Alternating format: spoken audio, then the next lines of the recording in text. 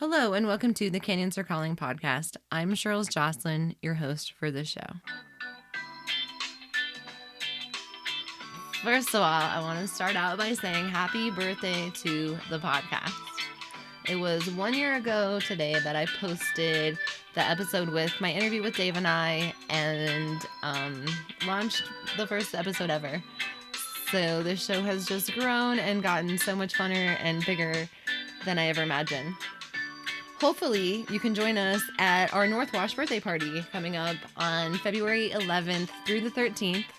We'll be camping at the Sandthrax campground.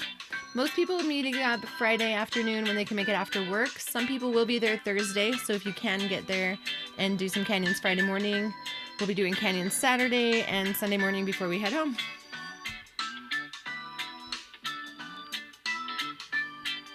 Also, every Wednesday, the first Wednesday of every month, I guess, not every Wednesday. Also, the first Wednesday of every month, I have a Canyons Are Calling Patreon group call. I've decided to open this up to all of my Patreons, so if you want to join in on the group call, you can do that for as little as $2 a month. What those donations get you is you'll have access to the Canyon group call once on the first Wednesday of every month. And then also it's the only place that I post what interviews I have coming up. And I give you the opportunity to ask the guest questions. So if you would like to be a part of that, you can do so just by doing a small donation or a large donation, whatever you feel like my time is worth to you. At patreon.com/The Canyons Are Calling. That's just a secure platform where creators can get compensation for the work that they do, the time that they put in for their shows and the equipment that we buy and things like that. My goal is to be able to get a GoPro with the money that I get from my Patreons, and then I'm going to start a YouTube channel. So anyway... So tomorrow, if you join in before February 2nd, tomorrow my guest speakers are going to be the people from Glacier Black Gear, who I am interviewing today. So if you have any questions about Glacier Black Gear, about the Pelicoa, about the double-ended rope bag, anything like that, they'll be on and you'll be able to ask them any questions that you want. We'll just be chatting we usually go for about an hour or so. They're pretty fun. So if you would like to join in on that, again, patreon.com/The Canyons Are Calling. Also, check out my website, thecanyonsarecalling.com. I have stickers and beer glasses available there. The glasses are not only for beer, guys. They're great for smoothies. I drink orange juice in them, water, Diet Coke, Mountain Dew. Whatever you put in this really solid, nice glass is going to taste way better because it has the Canyons Are Calling logo on it. They're super beautiful. Anyway, you can get those on the website, thecanyonsarecalling.com. I'm going to keep this intro short. I've got a really long interview today with Shawn and Steven from Glacier Black Gear. They have been awesome enough to offer my listeners a 10% off code on their Pelicoas. They're getting their stock in on February 2nd, so about the time that this interview launches, they should have all of their gear in stock.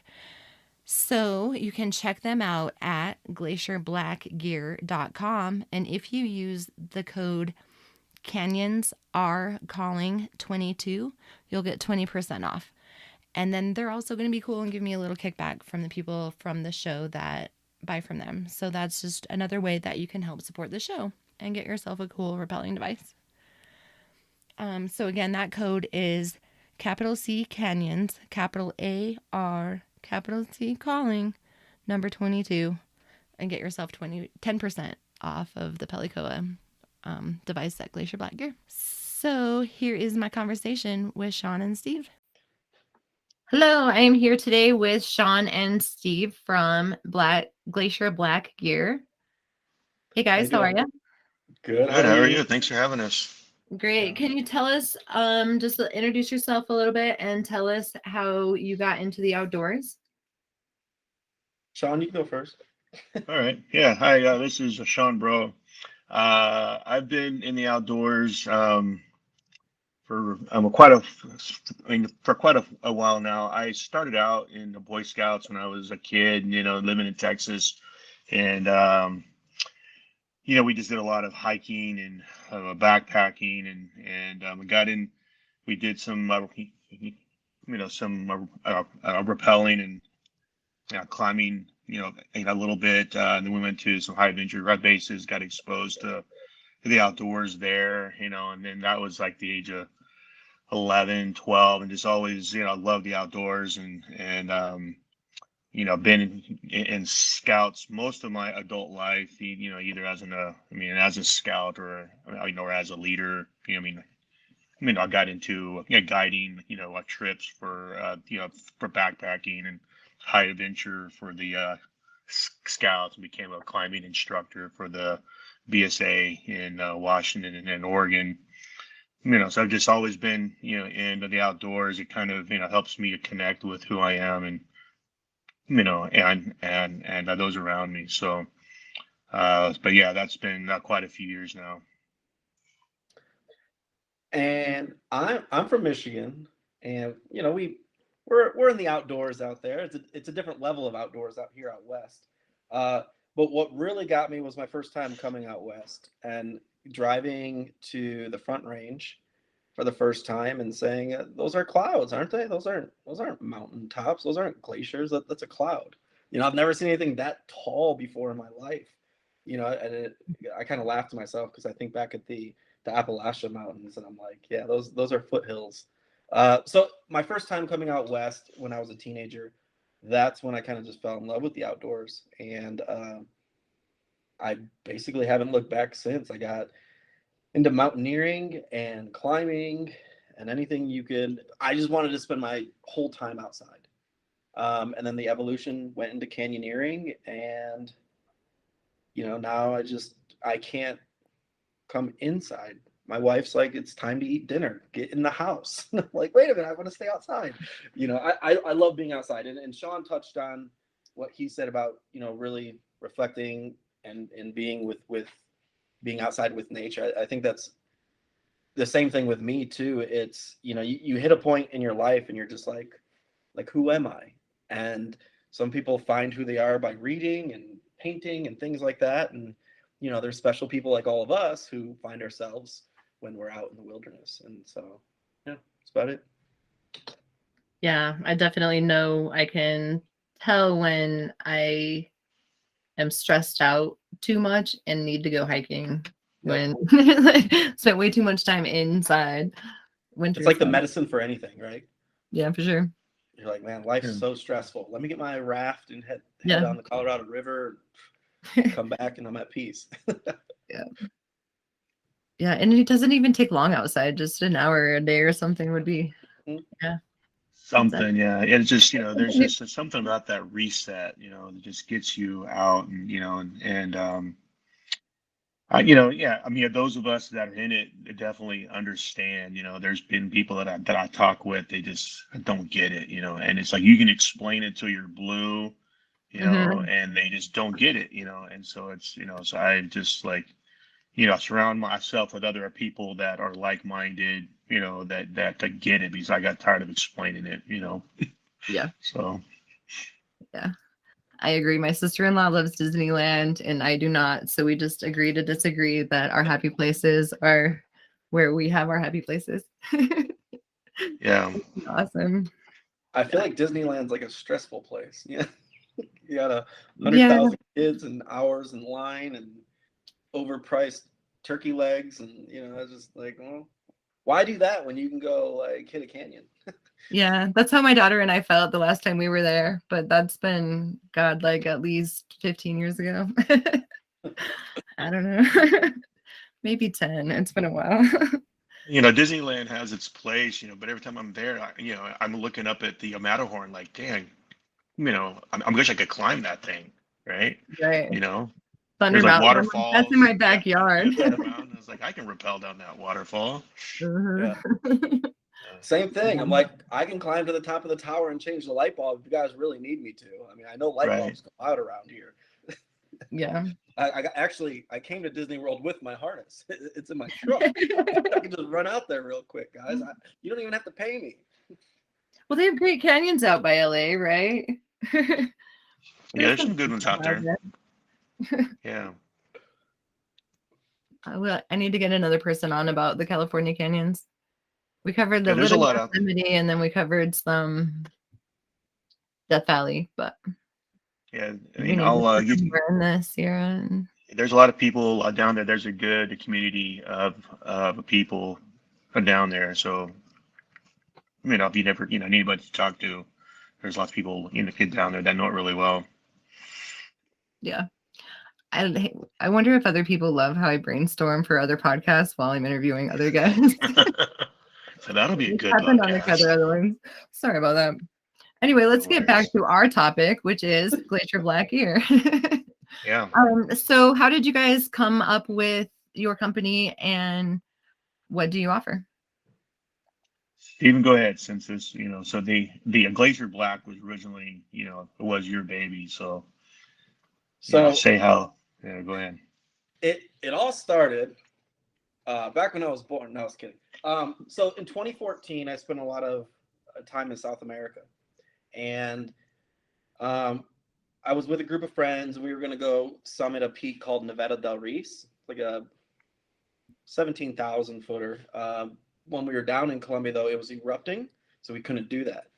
So we decided to go across the park, and there was another peak, roughly 17,000, Nevada del Tolima, which is outside the city of Salento. And so we're like, okay, let's go summit this peak. It's going to be great. We got like a 4 or 5 day hike to the base of the mountain, then we'll head up top. And then you go through the Cacao Canyon, which is a really famous area because it's like one of the only places in the world where these massive palm trees like cover the mountains. So it's beautiful. And then Salento's the coffee capital of the world. So you just get jacked up on coffee and then do this huge hike. So as you know, if you've done long distance hiking, the only thing you really think about is food and everything around you. So as I'm hiking, I kept on seeing cigarette butts everywhere, and I was just like, it's really gross. It's bad for the environment. So let me just start picking them up. So I started picking up these cigarette butts, and I'm collecting them, and of course, with gross things, the only thing you do with it is play with it, right? So I started playing with these cigarette butts, and I mean, thinking back about it, it's pretty nasty. But I start playing with these cigarette butts as I'm hiking. I'm in my own world. The team I'm with, we're all in different areas. Like one person's a half mile ahead. We're all spread out. And as I'm playing with these cigarette butts, I'm like, man, I wonder if I can make a sleeping bag. Like, can I collect enough cigarette butts to make a sleeping bag? And I thought it was the greatest idea at the moment. I was like, yes, I can. I'm gonna make a cigarette butt sleeping bag. It's gonna be the greatest thing in the world. It's gonna, like the whole outdoor community is gonna be like, oh my gosh, I gotta buy a cigarette butt sleeping bag. The impact on the environment. So I just collected them the whole hike into the base of the mountain, and and as I'm collecting them, one thing about me and Shawn is like we love the environment, right? We want to protect it. Like we're super. Everything we're doing is about the environment.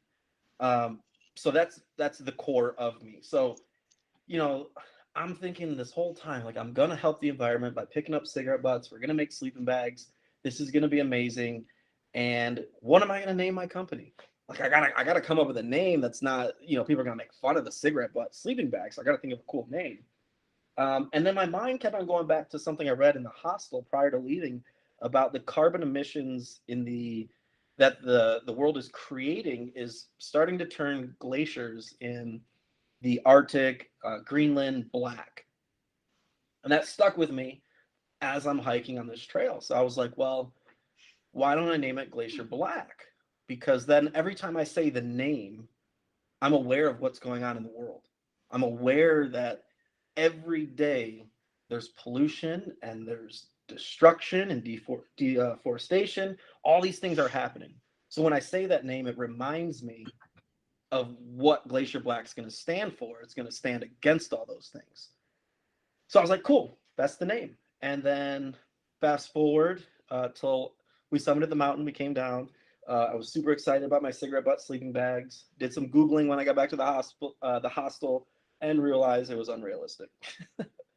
And it would have probably cost about a $4,000 sleeping bag with the process of separating the cotton with the fiberglass and things like that. But in 2014, that seed was planted, and Glacier Black never left me about making a company that the foundation of that company would be a positive environmental impact, and a company that, is going to help limit a lot of these problems, and be part of the solution on a lot of these problems, so that we can preserve what we have. And that's kind of how it started. So that makes sense that you have the give back campaigns that you give back to. That's really Right. cool. We'll So talk about that probably later. But yeah, Yeah. so we have the Glacier Black Foundation, and then we'll get into. I'm sure we'll get more into our gear and stuff, and the yeah. expert Shawn, with the gear stuff. But we want to give back.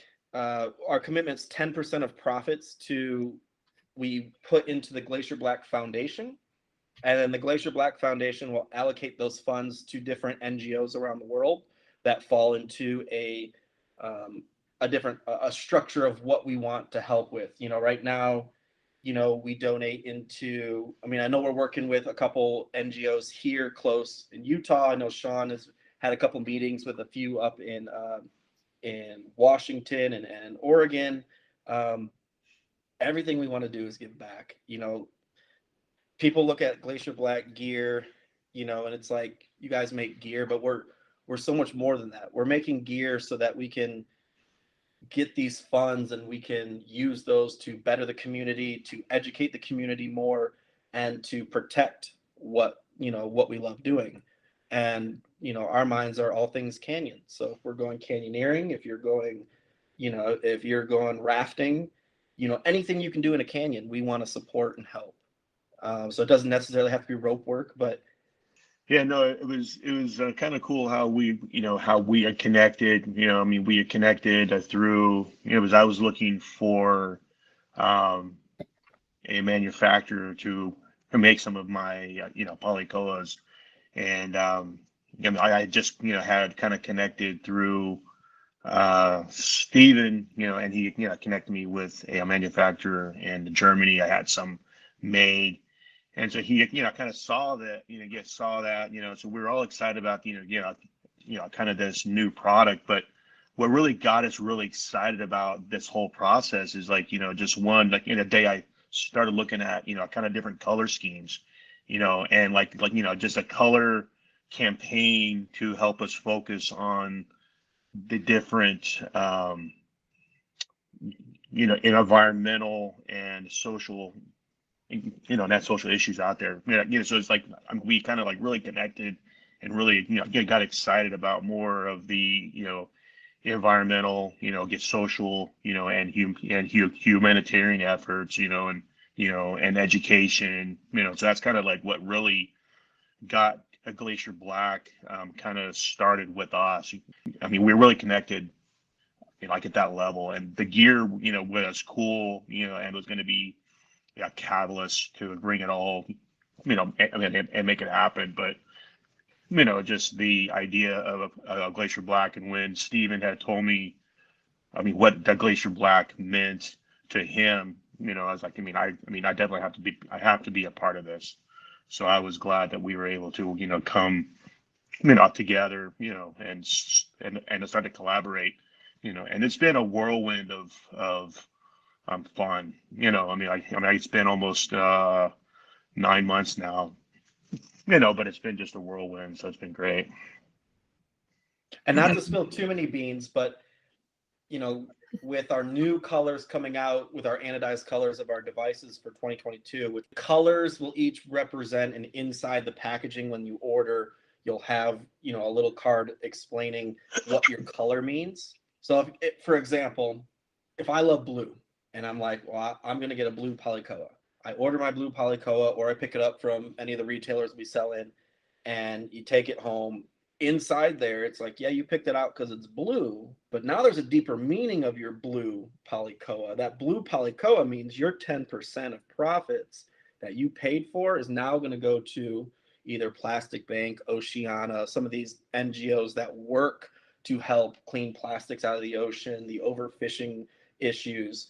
So now it's more than just buying a product that you see and say, oh, that's a cool color. It's like now you're actually seeing, now I'm going to go buy the pink one because I want to go help the wetlands and I want something cool with the flamingo. You know, like we wanted to make it fun and entertaining, as well as letting the customer be involved kind of with where the money goes. And then our plan is to, you know, having revolving colors during different seasons. You know, we looked into holiday seasons, making different devices that are anodized a certain way, things like that. So I love Cotopaxi. I don't know if you know anything about Cotopaxi or that brand, but they're a very colorful brand and things like that. And you know, I like colors, and everybody I talk to, and you know, they want cool colors, and that's, you know, that's what we're trying to offer. Cool colors with a purpose. Right. That's really cool. I'm a very colorful person. But I would say too about the anodizing, and Shawn, you can go elaborate more on it, but the Polycoa is, you know, right now it's the backbone of Glacier Black, and it's a very unique device. And you know, Shawn designed it years ago, and you know, we're really proud of it. And yeah, I don't know, Shawn, if you want to. Yeah, Not trying. let's talk about Pelicoa. So yeah, the Polycoa, yeah. So as I was designing, I mean, like I wanted a hyper functional, right? So I mean, I come from a climbing and mountaineering background. You know, did a lot of rappelling in the military and the Boy Scouts. You know, and so get back in the '80s was doing canyoneering and didn't know I was doing canyoneering. And California. And so I started out with the figure eight. So the figure eight style was very familiar with me. And then I got into climbing, with the ATC, I like to have a device that's multifunctional, and so it took me a little bit of time to adopt the ATC. Again, a lot of my rigging, and I would use the ATC for rappel, or for belay, but every time I was going to rappel, I would go to the figure eight. That's what I was comfortable with, But yeah, there's always the added, when you're on a, on a multi-pitch, a couple 100-foot route, you got to get creative and adding friction to your figure eight. So that's when, I eventually switched over to the ATC because it seemed to be a little bit easier to add some, friction with third hand, all that stuff. But, so, like I wanted a device that was figure eight style that, that I could have added friction. And so I had some ideas, but never really did anything with it. Right. And then I got, I had to see, a few of the other devices, like the Oka from, Kong, the that piranha from Petzl. And then I got my hands on a critter, and I liked the critter, but it just seemed still pretty limited on a couple things. I've always been a kind of a larger person, and I like to have multifunctional, so some of my rigging that I would use my figure eight for just wasn't as easy with with the critter. So then I tried a couple of other devices, and so it's like, well, I have some ideas, that drew up. I'm gonna, go back and look at those, right? So as I was designing it, like I didn't want to have to commit to any friction right off the bat, because I had, first time I had used a Piranha, I hooked the leg, and it was great near the end, but the first 100 feet was just really a struggle, right? And then same thing with the critter, I had to hook that leg initially, so I was just feeding, just kind of struggling with a nice smooth abseil. And so I was like, there's got to be a way to where I can have more options on the fly. And so I just kind of looked, through and just modified. I initially was modifying, I wanted to modify an ATC style, a tubular style device, and I have a design for that. I'm still working through that, but it was just going to be hard to manufacture, and hard, to accept because a lot of canyoneers really don't like ATCs. So I was like, well, I'm going to come up with a figure eight style first. That's going to be a little bit easier to manufacture and maybe use that as a catalyst, to fund my other projects down the road if it gets to that, right? So I came up with the pivot, right? So with multiple rigging points, and then just for ease of use in my first manufacturing, I developed the element first, right? So just no extra rigging holes, but had multiple, friction points. And as I was designing it, reminded me of a petroglyph, similar to lots of other, devices out there. I mean, growing up, I had some friends like in Texas, we're Polynesian. Yes, early on, I learned to love and appreciate the Polynesian culture. And so as I was looking through, it's like, okay, well, what kind of petroglyph does this look like, And so I'm looking, and I found a picture of a warrior on an old ancient lava flows. And so I was like, well, okay, well, we're going to come up with this, right? So I was like, well, poly koa, poly cliff, koa warrior, so, a cliff warrior, so it's like, that's kind of cool, but I was, was hesitant, because it's like, like, is it gonna, you know, I guess it's gonna be get too awkward of a name. It's a lot of people, still mispronounce it, misspell it, but For um, short, we call it the PK. the PK, yeah. But I really liked it because like it embodies something about us as right, So it's, we all, whether we're climbing, canyoning, right? We have this little warrior, within us that really, like enjoys, the fun and thrill, right? And so just something that would connect to us, and then be able to connect us to something deeper, as well, so, the Polynesian culture, just the spirit about them, kind of just, their love and reliance on the land, right? I'm so, because the Polynesian islands are such a fragile environment, and so like we can quickly see the impact, just a little of a variable can impact that so much. So I wanted something like that to be able to kind of similar to a Glacier Black, like, every time we say it or use it, like it reminds us of that's something a little bit, deeper, and sometimes I feel bad for, calling it a PK because it feels like I, discredit what it really is, but, so with that, we came up with the pivot. The pivot, was my original, original design with multiple, connection points for rigging. And then through the design, it allows you to also connect to one of the lateral holes, to pivot the, the device in a different orientation to where, it's, it changes its function, but it still can be can be used as an abseil device. It can be used as a rigging, a rigging plate or a rigging anchor, so it's multifunctional, so it goes back to my original ideas of just having, a multi-tool, that is useful. Now I got tired of carrying a figure eight as a backup because it's like, well, if I have to have cell with this, I can, right? But it's like I don't necessarily want to, you know.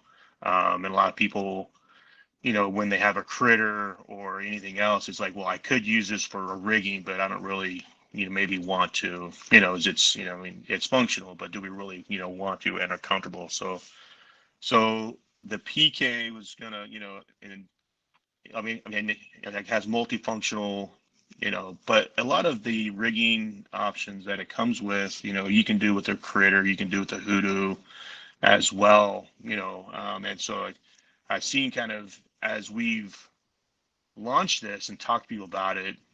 One of our guys, Chris Lyle, he's a climbing guy that, I mean, he's currently, I think he's on his way down to Patagonia, but I mean, he started using it, and he was using it for rigging, so I didn't give him a whole lot of instructions on, what it was used for. So it was cool to watch him kind of innovate on his own what it could be used for, and so we just kind of, just let people kind of learn and grow with it, and so it's been fun kind of watching how it's, how it's developed. And that's another thing too. We explain to people or talk to people. It's a device that has so many different applications. If it's rigging or, the way you use it to descend, but it's a device that can grow with you. So the more you learn and the more the canyons you're going, and the more difficulties and things like that, this device can go with you and be that tool as you're growing. You know, so it's we talk about it's the one device that grows with you as a canyoneer. So Yeah, I mean, like it's not perfect, right? So I mean, in my industry that I'm in, like usually when there's more options, it's more fiddly, right? And so that's usually what I try to keep it as simple as you want it to be, or as complex as you need it to be, and it's not for everybody. It's, some people get it right away. Some people are like, dude, I don't understand this thing at all, and, but I mean, it's different, right? So it's just looks different, feels different, and it's just, when you have more options, you can kind of play and experiment, and so instead of making, people do things a certain way, I just wanted to be able to not have to commit right off, right?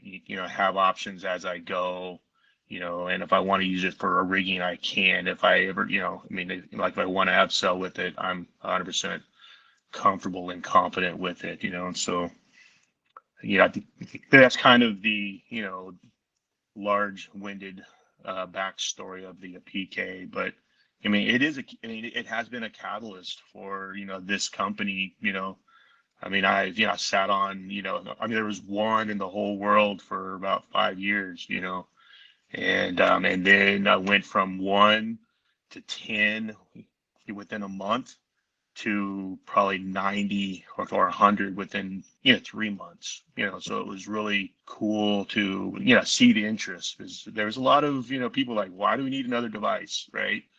And, and I've heard from multiple people that said that. It's like, yeah, at first it was like, dude, that thing is ridiculous.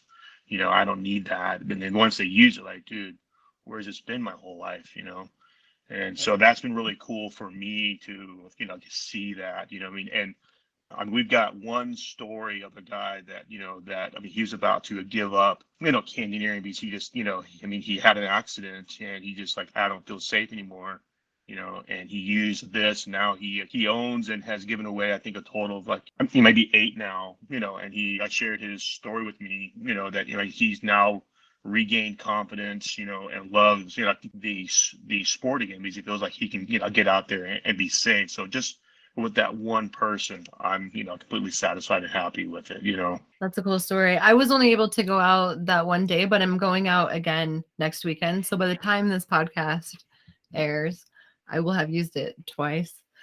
But the first time I just used the basic, canyon setup, and I played with kind Yeah. of over this leg, whatever. Next time I think because a lot of people say to me, it kind of looks like a cross between the squirrel and the critter. Do you guys Yeah. get that comment a yep, lot?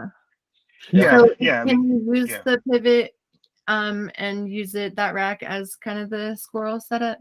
yep, So yeah, so that's kind of Okay. how I, yeah. So you can use it in the regular fashion, similar to a figure eight, a critter, a hoodoo, or you Yeah. can pivot it to the lateral hole, and to connect it and run it like a rack, similar to Yeah. a squirrel or a I think I'm rack, gonna play right? with it that way next time, and then I'll Yeah. have a report in the show notes how I like it Yeah. that way. So, and I mean, and I'll be completely honest, right? It's not, I mean, it's not a perfect, I mean, the critter was designed specifically for that layout, right? Mhm. And I think in many ways, the squirrel excels because it was designed specifically for that. And the It's gonna have a pivot different feel. will it's a different feel, right? So I mean, Mhm. because honestly, the pivot using it like a squirrel was just kind of a natural evolution of it. It was not initially designed to do that. It just kind of naturally or organically happened, and that's one of the things that when I had designed it and saw it, I was like, I wonder if that would work like that, right? Because I Yeah. had never used a squirrel, and I had like seen one. I was like, I wonder like if that would work. But then like years later, never I thought about it. And then I loaned one out to, I can't remember who it was, it was like, hey, like, I mean, can it be used like this? I'm like, yes, so yeah, so I mean, like it was, like it will work that way, but it feels different. The lock off, the additional settings are different. I've never used a squirrel, but I was hesitant originally to use pivot mode because I've never used a squirrel. Prior I've used the hoodoo, I've used the critter, things like that. But now I tend to be doing it only in pivot mode, and I mean I like it. So I know if I picked up a squirrel and hooked it up, I'd be like, well, I don't really like that because now I'm used to how Right. how the pivot feels. So I mean, and Yeah, I think that's with any device. I mean, you pick up a critter and a hoodoo, they're going to feel different, yeah. and, pick up our device and our device is going to feel different too. I think everybody just needs to get one and try it. The big, yeah, the big things like it was not necessarily designed to hook a leg, right? So you can hook a leg, but it was not designed specifically for that, right? So I did, but testing with it and everything, right? It's safe. It adds a lot of friction. It can be done. People use it that way, but I designed it specifically to where I didn't have to commit to that, right? So I have 3 to 4 different friction settings without having to commit by hooking a leg, right? So I can have it in neutral. I can go up to high gear, low gear. I can wrap, right? So there's multiple incremental on the fly options without having to commit. And so like if I want to do a big wrap, from neutral up to high gear, right? Or, and I'm getting a little bit further down and I want to come off, it's not that hard to come off, right? It's not that hard, I mean, to adjust. If I want to add some extra friction once I get down a little bit further, it's not that hard, so I can adjust it a lot easier. And the one thing as well, just like a lot of times when you want to hook that first initial setting, like on a critter or a hoodoo, right? If you're not in anything and you go to hook that, it's a little scary. I mean, like at first, right? Because you're actually having to raise your hand a little bit to, like that. And me as a heavier person, and me dealing with a lot of new people and kids, doing that was scary. And so I wanted like, well, if I want to add friction to something, I want to be able to be in control. And as I'm adding, right? So when I am in, high gear or low gear, when I go to add to another setting, I'm not losing friction as I add. That's actually a really good thing because I was using it was a squirrel and I hadn't practiced adding friction on the fly. And I was going down a rappel that was 110 feet and about 30 feet from the bottom, I wasn't able to add friction. And so I just hit the floor really hard. And, I held on really tight with your left hand Yeah. because that's going to help you. Yeah. But ended up just getting blisters on all 5 fingers and then blisters over on the other side from trying to hold back here, which I just went too fast, which I used to love Yeah. going fast until that happened. Right. But that's Right. when I stopped using my squirrel and haven't used it since. Well, and with any device, you have to You practice and need get practice. comfortable with it, right? I Mhm. mean, they're all safe. but it's a matter of what you're more comfortable with. And that's, Mhm. I mean, like, I don't expect everyone to like, oh, dude, this is hands down better than anything else, right? I mean, because the critter is great, the squirrel is great, the hoodoo is great. They all, do their job. And if you're comfortable with it and it's safe, right? But just so, I mean, different people have different, preferences, right? And just what Right. they're comfortable with. Like there's a couple, in Utah. One uses it, strictly in pivot mode. The other one uses it, I'm strictly like in base camp mode. You know, I'm, just it's different preferences. And so, I mean, I was going to throw out names, but I don't want to throw out names if unnecessarily. I mean, I think it's been a lot of fun. So the feedback has been a lot of fun. And we've have a couple negative, get feedbacks, but that's there's always going to be naysayers and For I sure. think in a big campaign with the Polycoa that where our team is really focusing on this year is really making sure that we get out to these rendezvous, if it's Shawn or myself or anybody that's part of our team, to show people how to use it. We really want to focus on demos, and a lot of the retailers that we're getting into in the next few months, a lot of them, we had to show the people how to use it, and then once you get the education of how to use it and people aren't afraid to use it, then it's just a natural progression, and it's not as scary as it looks. So that's like, I mean, I like a totem, right? I mean, like a totem is basically a figure eight with with a stitch plate attached to it. It's a very basic tool, but it's so complex, right? And if you don't know how to use a totem correctly, right, you're going to get yourself into trouble, I have a lot and of it could people that be, ask me to check their totem work, and I'm like, I have no idea. I actually yeah, just ordered one. It's in the mail now. I'll figure out how to use it, and then I'll yeah. know. But yeah, a Yeah, totem's a whole so different. it's very simple, but it's just like there's so many options, and if you don't do it right, and it's, I mean, that's with anything. It's, you have to learn, and that's one thing that I want to inspire. I'm with us. We're having to have videos to explain it, right? So I want to, hopefully inspire, I mean, more education, more familiarity, and Mhm. instead of just grabbing any device and just, going, right? That's when we get ourselves into trouble, and so, if we can, through education, awareness, and just, through working with each other, have a better a venue for education and learning, it's going to be a better for all of us. I agree. So aside from the Pelicoa, what does Glacier Black offer? So, I mean, so Glacier Black's very first product was what, Steven?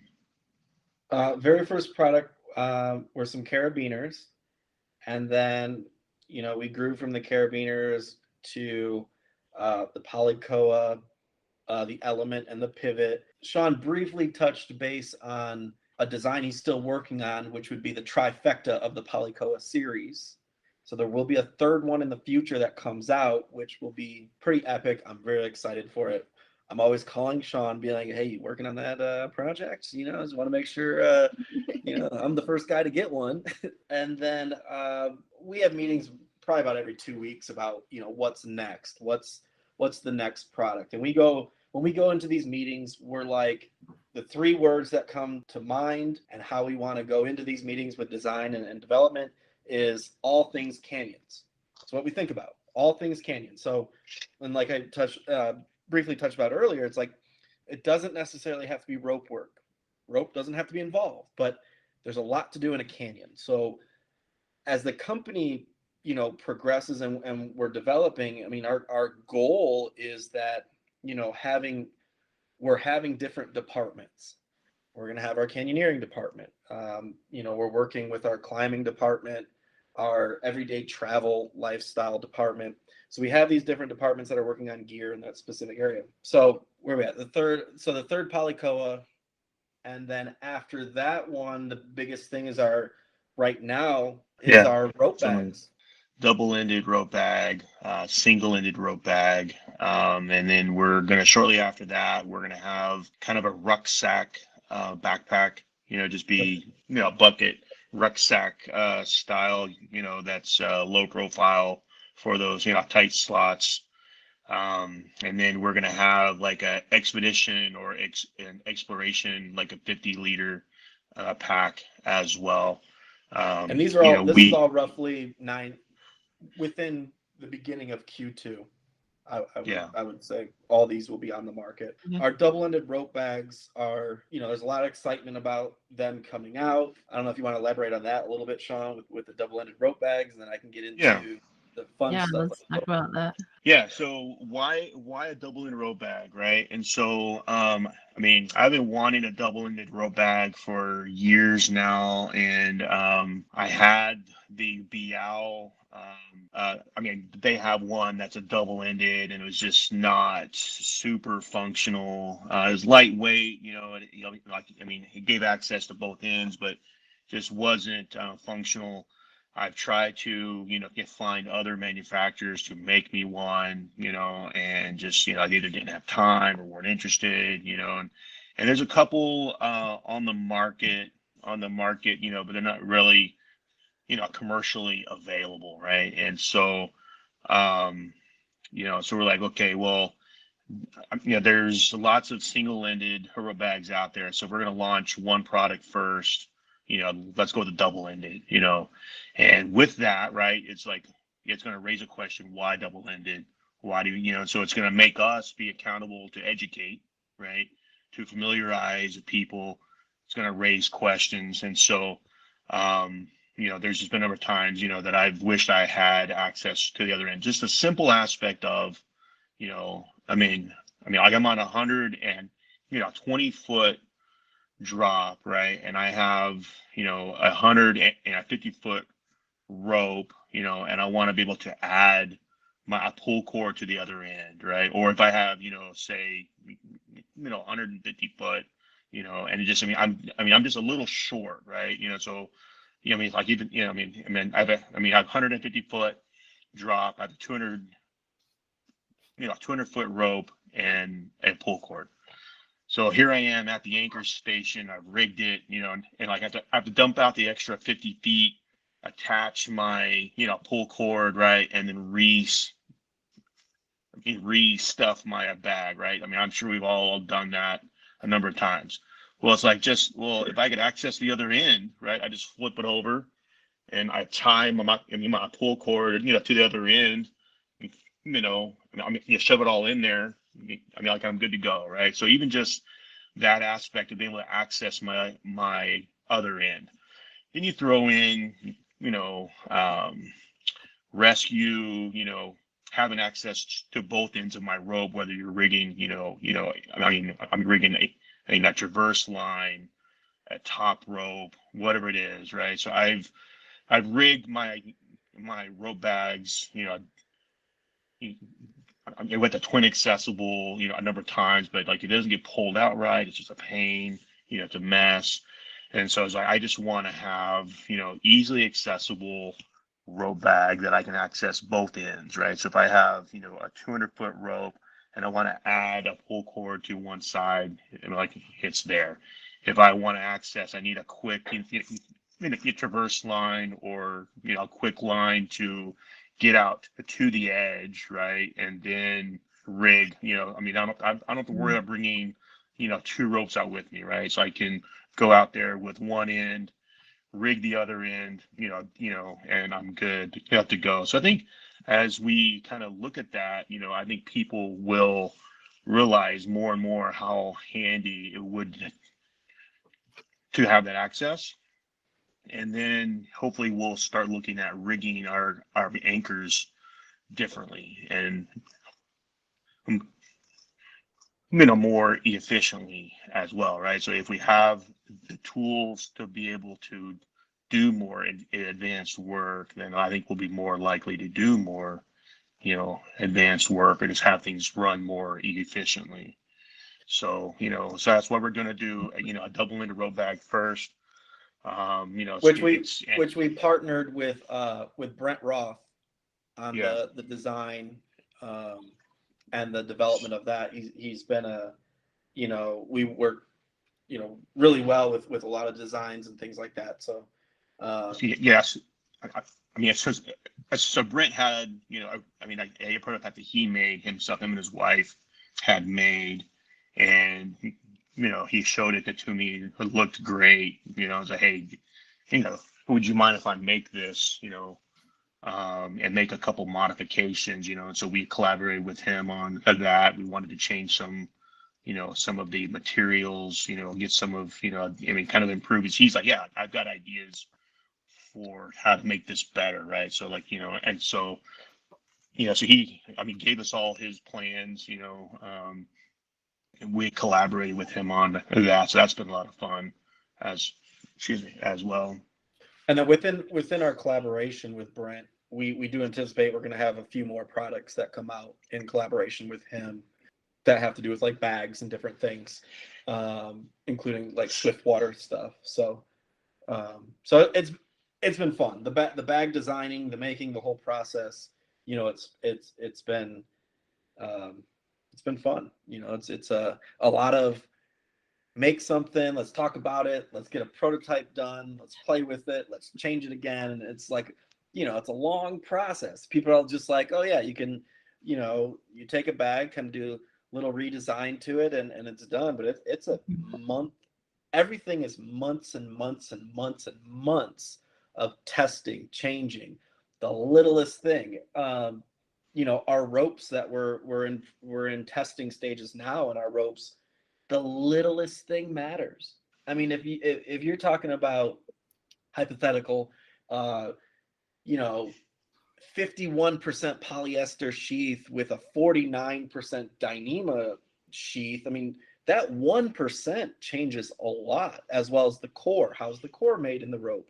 So, everything that Shawn and I and our team and, our consultants that work with us and the other companies we partnered with, I mean, it's just months and months of work of building these things. There's so much time and love and effort that gets put into these things.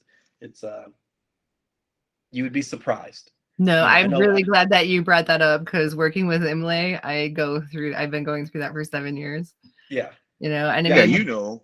right. yeah, yeah. Just the different materials, the weave, right, and just Hmm. and honestly, knowing that no matter what we do, there's gonna be someone that doesn't like it, right? Because it's like it doesn't fit what they want, right? And so Yeah. having to come up with, right? So we had literally 9 different configurations of ropes we wanted to make. We're like, this is too many. Right? You be like, there's all the different markets, all the different, niche. It's like, well, I want this and this and this. Is like, all that sounds amazing, but okay, well, I mean, how viable is that as a company, And it's Yeah. like, well, let's pick 3 to 4 and start with that. So we narrowed it down to 3, right? And yeah, we're gonna make some little one-offs here and there, and that's one thing we like about the way we kind of set this up is like we can be a little bit nimble, and hopefully it's going to be a progression, right? So the products that I mean, we had developed at the end of this year are going to be different than ones we're doing now. It just, it's just, we want to be able to stay as nimble as possible, to be able to give, or to accommodate the feedback, right? Because there's a lot of products on the market that do well and have been the exact same way for years, right? And that's great. It's tried and true, but can we innovate or change a little bit to, there's new materials, there's new styles, right? There's different things out there that we have to make available, and reasonable, you know, to the everyday person. Like the Blue Water makes some great ropes, but they're so expensive, a lot of people can't afford them, right? And so that's another thing we're looking at. Is like we want to bring high quality, state of the art options at a more reasonable price. I mean, it's not going to be budget, but it's I mean, it's going to be more, hopefully more accessible, because we want as many people out there enjoying this sport that we love. So obviously ropes are a big thing coming up too. That's Yeah. exciting. There's there's a lot of So people. Did rope I hear bags. bag tags? Yes, yeah. So yeah, our first pack is going to be is I mean, I mentioned before, more of a rucksack. More like a 30-liter rucksack. And then we're gonna have. I mean, we may have down at the road various different options, but then our initial goal and focus is the 30-liter rucksack, and then like a 50-liter expedition, or exploration pack, with a little Mhm. bit more options, for multi-day or those long approaches, or long and a, exits. and a lot of our focus is on is being lightweight and durable. And I know people laugh at those two words being put together. Lightweight and durable. Does that exist? Like what is that? Those two words go together. How But about lightweight, durable, and inexpensive? that's That's yes, where those that's three. the hard part. 1 in 1 billion. But And that's what we yeah, strive for, and Yeah. using state of the art materials, and doing a lot of research, and talking to other manufacturers, and what's working, what's new, what's this and what's that. I think you'll like them. They're pretty nice. I mean, our rope bag is around 12 ounces. Our double-ended rope bag, Yes. What and are they made out of? Is your rope bag vinyl? I no. can't tell from the picture. So the rope bag is made out of X-Pack. Yeah, so it's a multi-laminate, your material. It's been used in backpacks for years. There's various different versions of it. It's made, from made by Dimension Polyant, and so it's a multi-layered fabric, and it has there's a weave through it as well that adds for tear strength and the abrasion resistance. So it's very lightweight. It's been used in backpacks and other things for years. It's basically I mean been used in sailing, I mean as a sailing fabric as Yeah. well. But we've evolved with the implementation of the material, but also it's so our drainage system is going to be a little bit different than others as well, right? So in a lot of other fabrics, you have the drainage is cut out of of the fabric, right? So with a lot of the X pack, you either have to cut it out, or I mean, or if you keep a heating iron, you can melt the hole. So I didn't want to have melted holes, just another point of breakdown, right? And sometimes, just like I mean, like just a lot of work, in making those holes. There's inconsistencies, and so and just an extra wear point. So we have a polypropylene mesh that we've discovered, and again, and a Brent Roth helped us discover that, and so it's very highly, wear resistant, plus it is highly drainable. So it's a part of the structure of our pack and our bags, so it helps add structure along with function, and so And when we say um, mesh, I don't want everybody thinking like mesh and what you would think these big holes. This is a mesh that you wouldn't see the holes unless you were looking for it. It's very tightly woven, and you can basically see shadows. You can see your rope on the inside of the bag, but it depends on the angle, right? So it's Mhm. we have pictures on our Instagram and things like that of it. I mean, from the pictures on Instagram, you would think it's just a black panel, but it's actually a mesh panel. Okay. So Nice. yeah, and it's huge. I mean, and we believe, Shawn and I and Brent, and that's the big game changer, is having a drainable bag that technically doesn't really have any holes, Does it because float like in water? yeah, yeah. So they'll be added, I mean, yep. it's lighter, and so it's not going to sink as quickly, but you throw Right. a heavy rope in there, right? So Right. we're having the flotation be kind of customizable as well, so you can add or subtract a flotation as much as you want, right? So if you're going to be in a heavy B or a C class canyon and you need extra flotation, you can buy extra, you know, uh, foam, and throw it in there. Or if you're going to be, like in an A class, no need for the flotation. You can easily take it out, Grand and Canyon, where every ounce counts to take it out. right, yeah. as well So as our packs. One of the things that Shawn and I talked about was, what's something I don't like about rope bags, and the thing that I came up with, and Shawn agreed, was, how do you carry it? I hate having to carry the rope bags. It's like the worst thing. It hurts my shoulder. I'm like, it's just terrible. So our rope bags come with shoulder straps, and that's the other thing that's customizable, is that you have a one shoulder strap that will be made out of a material that floats, and then you'll have another shoulder strap that's ultra lightweight, made out of a mesh, for a nice breeze, for when you're out here. And I live in Moab, but you're out here in the desert, and you want that. You'd rather have the breeze than the extra weight and things like that. So um, yeah, That's the pretty cool. customizable part is going to be cool, because it lets the customer kind of say, hey, I don't really need this, I want this, and kind of switch it out back and forth.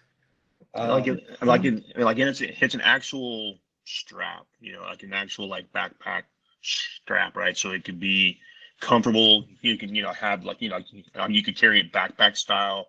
You could carry a duffel bag. And so you can kind of configure it with the clips and everything that we're going to have, right? You can kind of customize how you want to carry it, or if you want, once you get in it, the canyon, if you want to take the straps off and pack them away, you can, right?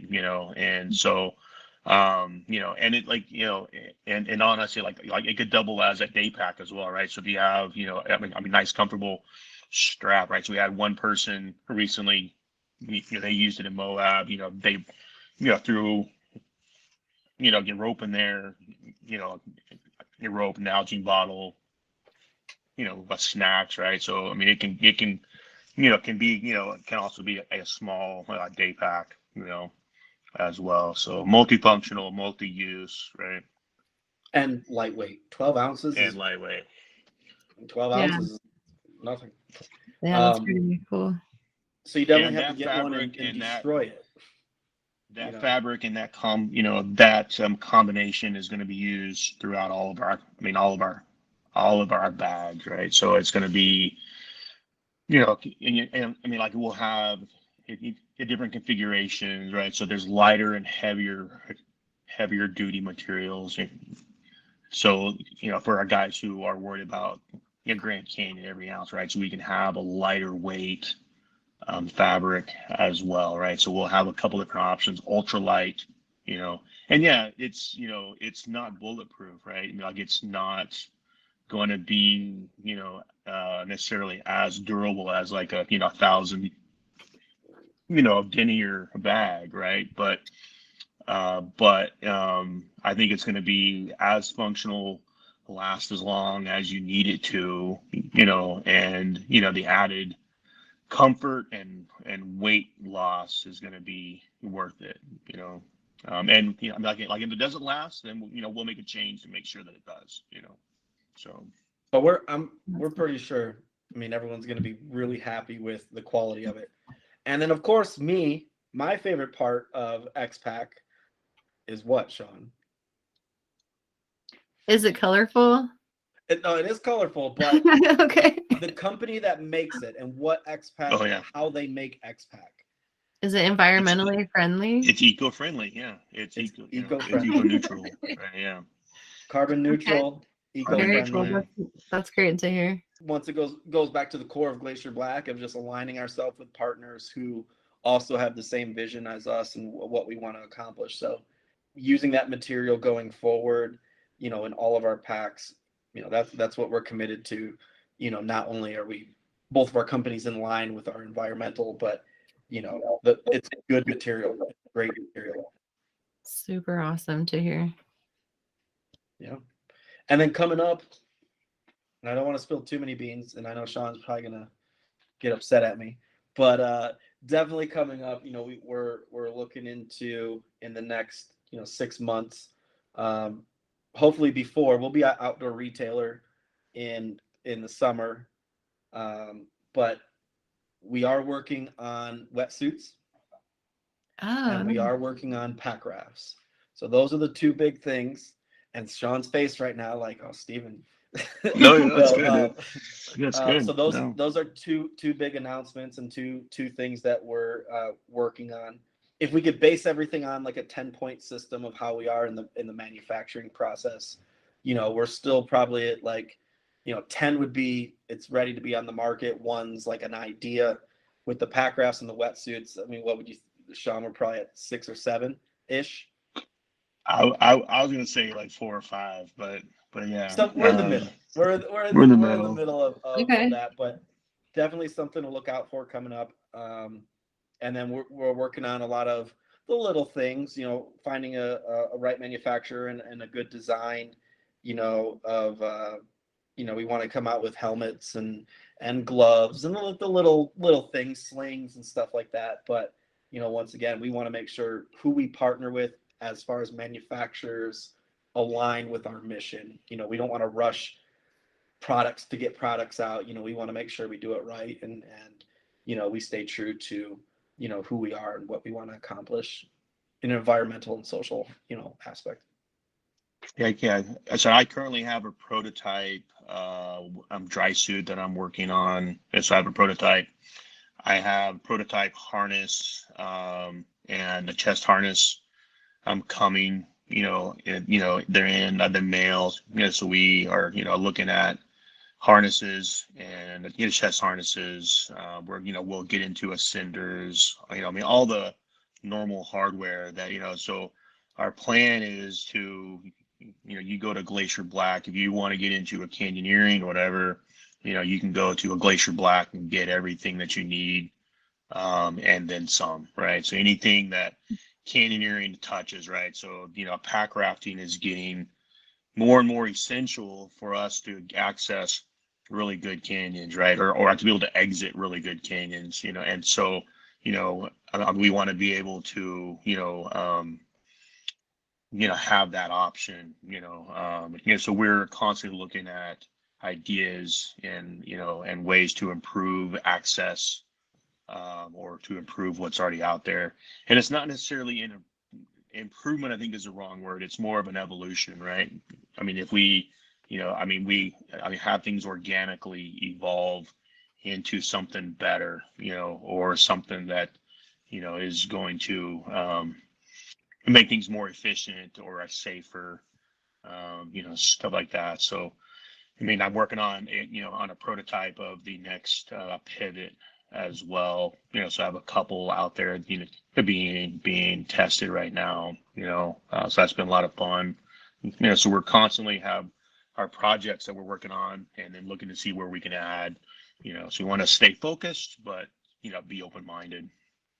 And talking about having some stuff out there being tested, you know, since we're on the airways here, I do, and from Shawn and I, we have a good team, and that includes our ambassadors, our gear testers, our consultants, our advisors, collectively we have a great team.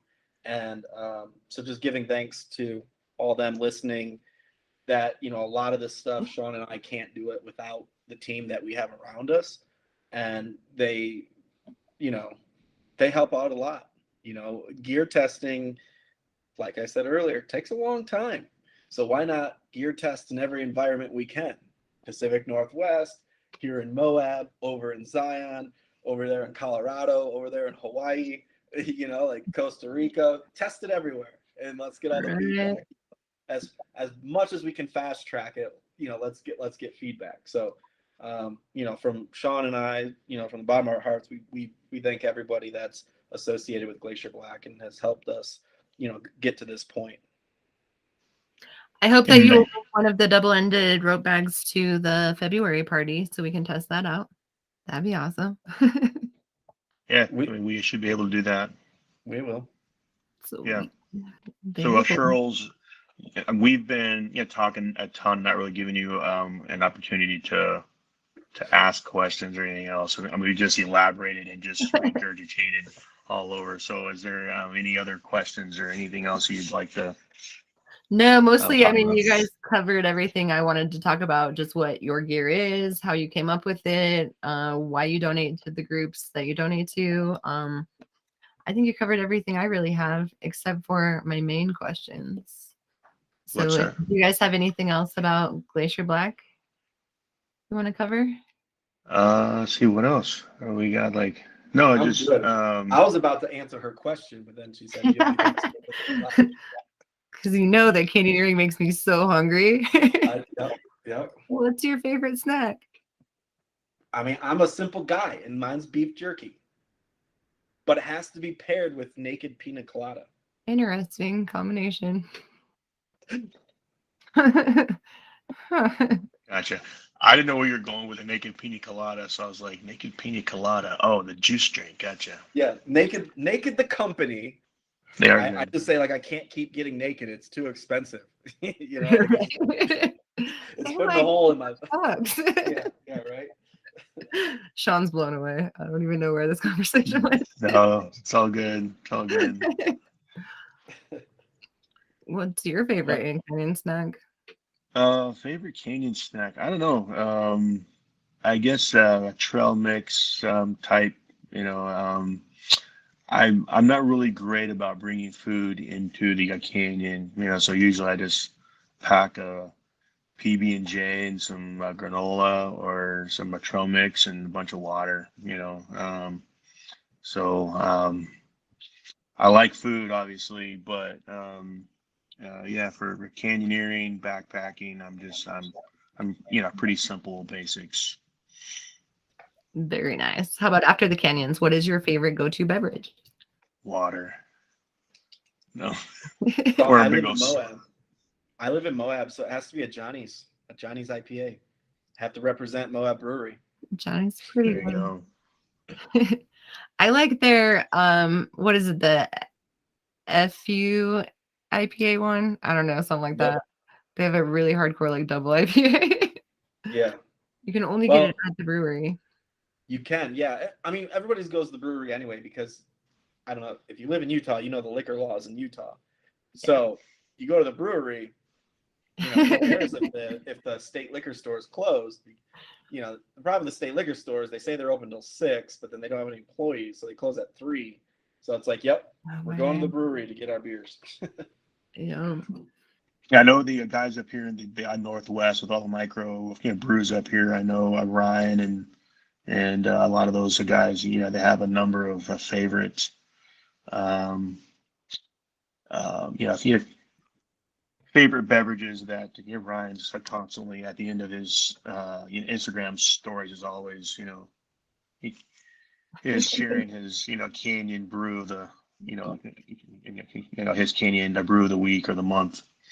But yeah. Nice. Charles, when are you going to start brewing a beer so that when we're out in the canyons, we have the canyons are calling brewski with us, so Oh we get my back. God. I need to talk to my friend Kevin. He brewed 2 beers for my wedding and they were fabulous. I wonder if he would do like a I canyon There you challenge. go. just bottle it, Yeah. you sell it, Yeah. and then then it's like the official after canyon beverage, and then you just Yep. do like slow motion shots of people looking all dingy from the canyon, just slowly opening Yep. this crisp beer. Hardcore There's IPA. condensation just like dripping on the outside of it. Oh, I can see the marketing right there. Me too. I'm with you. Hey, Kevin, what are you doing? Let's make some beer. Right. It's That's all about who awesome. you collaborate with. It can make the difference for sure. For sure. So is there an essential piece of gear that you carry with you? Essential piece of gear that I carry with me.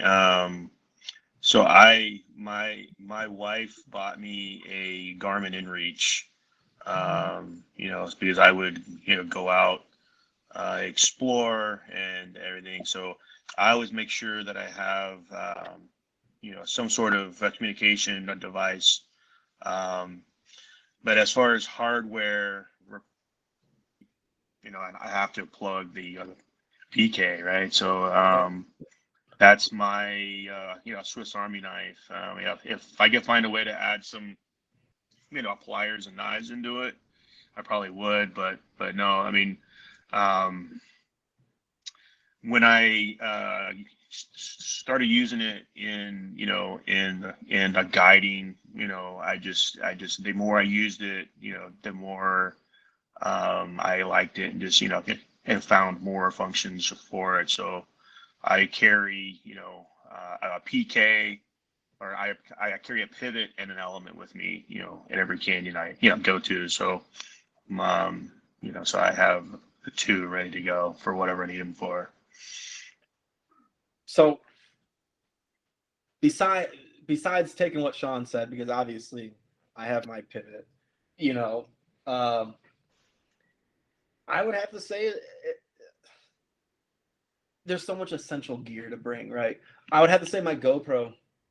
I mean, I just love capturing, like I have a 360 GoPro, and it's so fun, and I've especially and Shawn and I, we've took people out in uh, long canyons and stuff, and just going back in the footage and seeing everybody. I don't know, just even if they're beginners or they've been doing it a long time. I don't know, just capturing moments on the GoPro.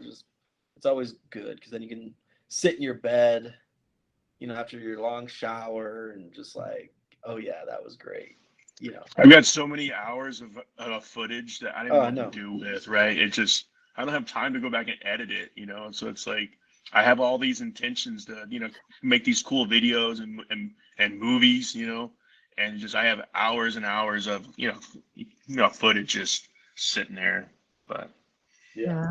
I it's consider getting there. one for the podcast, but I wonder if I'll do the same thing, just have hours of footage, just not Right. doing Yeah, anything. But it'd be fun to capture cool moments and record like rendezvous and stuff like that. So it's fun. that might be in the works. Nice. Yeah. If you could go anywhere in the world, where would you go and why? Anywhere in the world. Um, I've been to a lot of places.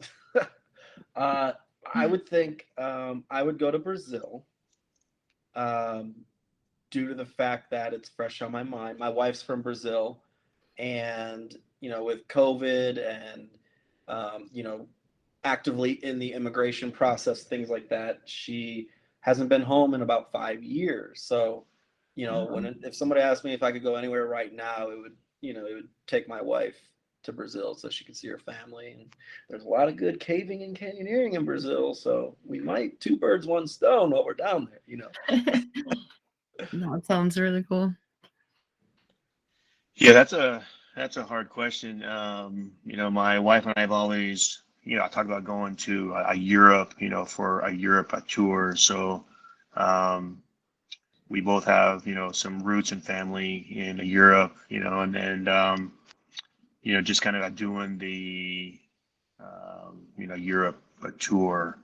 I've always loved the Mediterranean as well. So I was, I mean, I would have to end it or start it in the Mediterranean, Greece.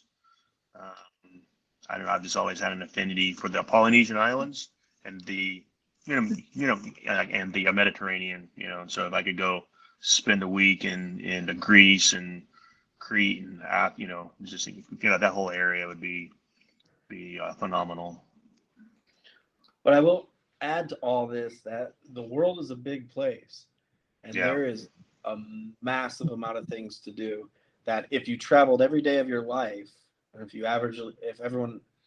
live to 75 or 80, you still don't touch, half of what the world has to offer, or you don't even get to see what the other half of the world has to offer. So it's a very tricky question because I you know, ask but me tomorrow, I might be a different thing depending on how I feel. that's true. But it always just lets us expand our list of places that we want to go because we hear True. like where you want to go, and then like, oh, that sounds like Crete. They had an international canyoneering rendezvous there. Yeah. So Yep. that put it on my list of places to go. Right. Right. Well, Um, the funny thing is, so like my wife and I, for a number of years, we would always go to a national park. We'd bring our kids, elsewhere to a national park. We live in Southwest Washington. We've been there about 20 years. So we'd go to Yellowstone and Zion, and they're all gorgeous, beautiful places. But it's like the last time we went to Yellowstone, there's all these people who are like, oh, there's this elk over here. Oh, there's this bald eagle over here. Oh, there's this. And it's like, oh, this looks a lot like home, right? And we realized we we have all these national parks near home, Mount Rainier, we have the Olympics, Mount Baker, that we'd never gone to. We'd been there for like 18 years at the time, and had never gone. We're going elsewhere, and it was like, well, we need to start exploring home, now. So that's kind of what we're looking at, is just exploring, Washington, Oregon, and going into Idaho, just. But there's lots here in the U.S. that we haven't seen either, so we really want to, explore the U.S. yeah, for sure.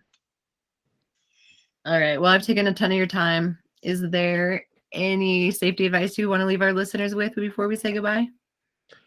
Always tell someone where you're going. Amen.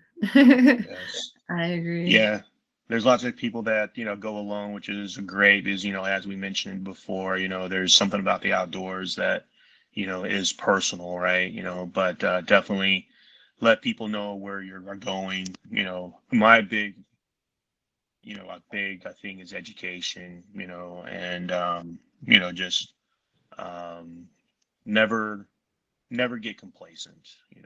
I always strive to learn more and become a master at your craft, whatever that is, and then in that, don't lose what you love, so be safe, be adventurous, but, stay true to who you are. That's very well said. All right. Well, the canyons are calling. We probably got to go. Let's get out there. Let's do it. Okay. How many of you out there are like me and just love new gear? I could talk about new gear all day. Sorry, that was kind of a very long conversation, but I wasn't sure if I needed to cut anything out because I love gear. So, anyway, Steven sent me a list of what the Pelicoa colors mean. So, or the donations, the organizations that they're going to donate to from the Glacier Black Gear Fund. And blue is going to go to Oceana for the oceans. Green is for the forests and the Forest Foundation. Purple is for the military and the Purple Heart Foundation. Pink is for the wetlands and the Wetland Incentive. And the red rock orange is for the desert to save our canyons. So if you have a favorite color or if you have a favorite organization, just know that some of your money is going to kick back to help with those organizations, which I think is cool. I also love that they want to try to keep their products environmentally neutral. Our environment has suffered so much already, and we do damage as people just exploring the canyons. So to know that they're trying to make their gear as environmentally friendly as possible for this crunchy little person, not vegan, but maybe granola. I love that. I'm a tree hugger and a rock licker. I'm proud of it. So anyway, again, they have been awesome enough to offer my listeners a discount code for 10% off. Use Canyons Are Calling. That's a capital C, capital A, capital C, 22 at Glacier Black Gear, and you can get 10% off of your new gear.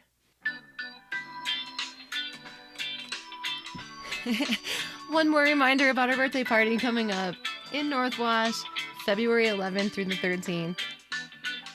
Hopefully to see you there. The canyons are calling, and I have a birthday to celebrate. I gotta go.